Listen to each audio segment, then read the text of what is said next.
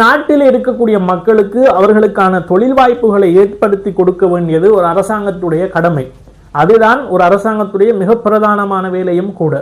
ஆனால் வெளிநாடுகளுக்கு செல்லக்கூடிய மக்கள் அவர்களுடைய சொந்த பணத்தை செலவு செய்து டொமஸ்டிக் ஒர்க்கர்ஸாக செல்லக்கூடிய பெண்களும் தான் ஆண்களும் தான் அவர்களுக்கு ஒரு வீடு இல்லை என்பதற்காகவோ அல்லது சரியான தொழில் வாய்ப்பு இல்லை என்பதற்காகவோ வெளிநாட்டுக்கு செல்கிறார்கள். அதுவும் ஆண்கள் அவர்களுடைய சொந்த பணத்தை, அதாவது ஏதாவது நகைகளை அடமானம் வைத்து அல்லது அவர்களுடைய ஏதாவது சொத்துக்களை விற்று அப்படியான ஒரு நிலையில் தான் வெளிநாட்டுக்கு செல்கிறார்கள். இப்படி சென்று அங்கிருந்து உழைத்து அனுப்புகின்ற பணம் தான் இந்த நாட்டுடைய பொருளாதாரத்திலே ஒரு முக்கியமான ஒரு பங்கை ஆற்றுகிறது. ஆனால் வெளிநாடுகளுக்கு சென்ற பிற்பாடு அங்கே சரியான முறையிலே அவர்களுக்கான வேலைகள் அமைத்து கொடுப்பதில்லை. சில இடங்களிலே சம்பளங்களை சரியாக கொடுப்பதில்லை. சில இடங்களில், எல்லா இடங்களிலும் இல்லை, சம்பளங்கள் சில இடங்களிலே சரியாக கொடுக்கப்படாது.